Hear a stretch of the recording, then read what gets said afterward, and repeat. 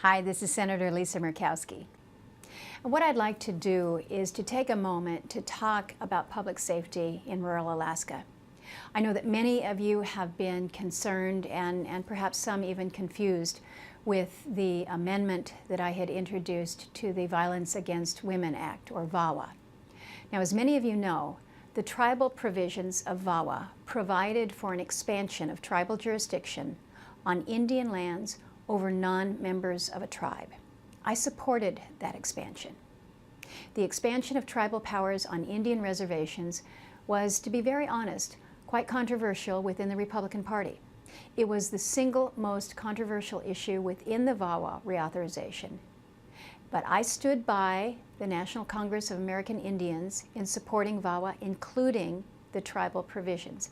In fact, I was one of the first Republicans to support and co-sponsor VAWA and was recognized for my efforts in that.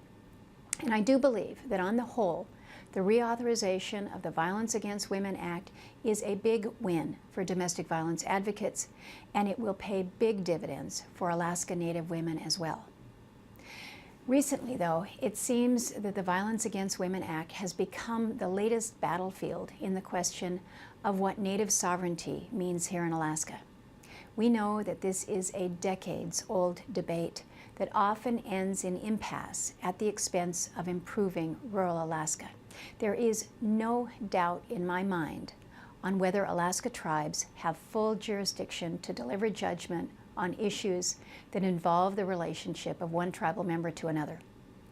And I agree that these disputes should be resolved in tribal courts. In fact, I have consistently and publicly fought with the BIA over why Alaska is discriminated against in the allocation of national tribal court grant funding. The more controversial issue is whether tribal courts in Alaska have jurisdiction over non-natives. And since we have very little Indian country lands, which many of you know is the technical term for areas where an Indian reservation exists, we have very little in Alaska, and so this is a far more complex issue. And it's also one in which the people of Alaska differ. The Newsminer suggested in an editorial last summer that there are serious constitutional due process concerns with requiring non-natives to appear in tribal courts. Now, at TCC, I was asked how this controversy affects child custody and adoption decisions. But the truth of the matter is that it really doesn't, because the interests of the native child and his or her relationship to the tribe are paramount in those cases. But when it comes to domestic violence, when children are not involved, the issue is more problematic.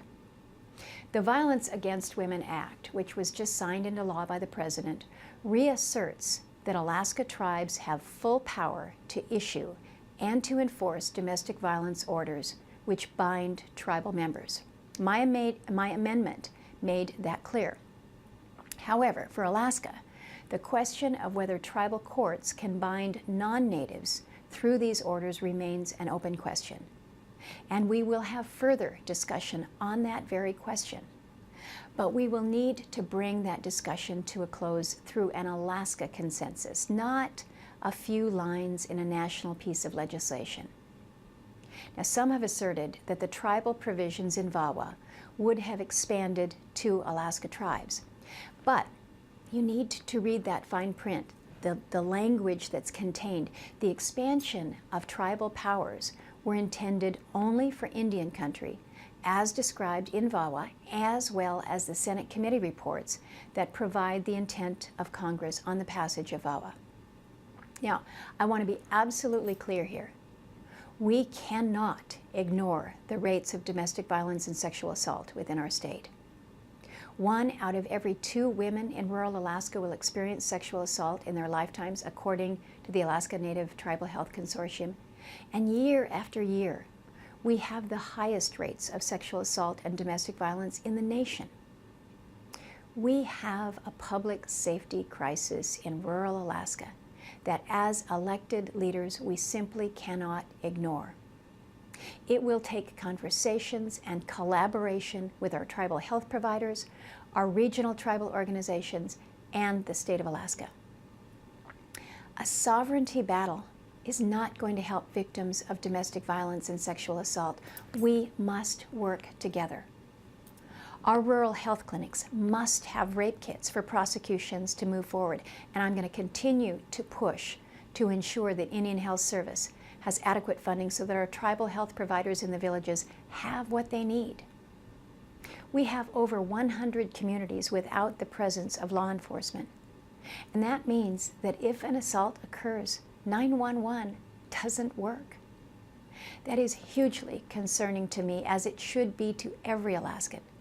And that's one of the reasons why I included a provision in the Tribal Law and Order Act that allows our tribal organizations a federal funding stream to hire VPSOs. Now, we need your help to identify potential VPSOs in every community, and that has to happen at the local level. I also recognize that villages have tribal police officers. So let's provide a way for tribal police officers to assist the criminal justice system in the state of Alaska.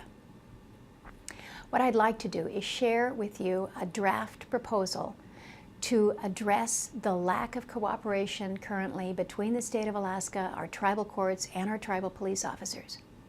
We're not going to solve this public safety crisis fighting one another. Our state's shameful statistics require collaboration between all parties. Now, for the past 4 years, ever since the passage of the Tribal Law and Order Act, I have been working on an effort to encourage the state to work in collaboration with the tribes and the federal government to make our villages safer. In order to bring the state along as a collaborator, we must accept the fact that the state and the tribes don't see eye to eye on sovereignty.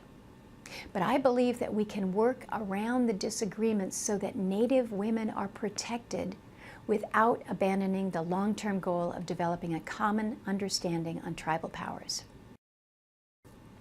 My proposal calls for the cross-deputization of tribal or village law enforcement officers as what we're calling special officers that will assist in the enforcement of criminal laws in the state of Alaska. The law enforcement officer may offer civil tribal diversion remedies to offenders in drug and alcohol-related state misdemeanors within the village as a possible alternative to misdemeanor criminal prosecution by the state. The offender, and this is whether they're a member or a non-member of that Indian tribe, must knowingly and willingly consent to the tribal diversion remedies in order to participate. Tribal courts may impose sanctions for drug and alcohol-related state misdemeanor offenses as it determines to be appropriate, as well as consistent with the Indian Civil Rights Act and tribal law. So it may include measures such as restorative justice, community service, fines, forfeitures, commitments for treatment, restraining orders, emergency detentions, and also banishment from the village. You will find the draft proposal on my website, and I would really welcome any comments that you may have. I look forward to hearing from you on this. Again, I thank you for the opportunity to address you today. I hope you will give consideration to my remarks this afternoon, but know that I am committed to working with you and for you as we address the issues of domestic violence in our state. Thanks so much.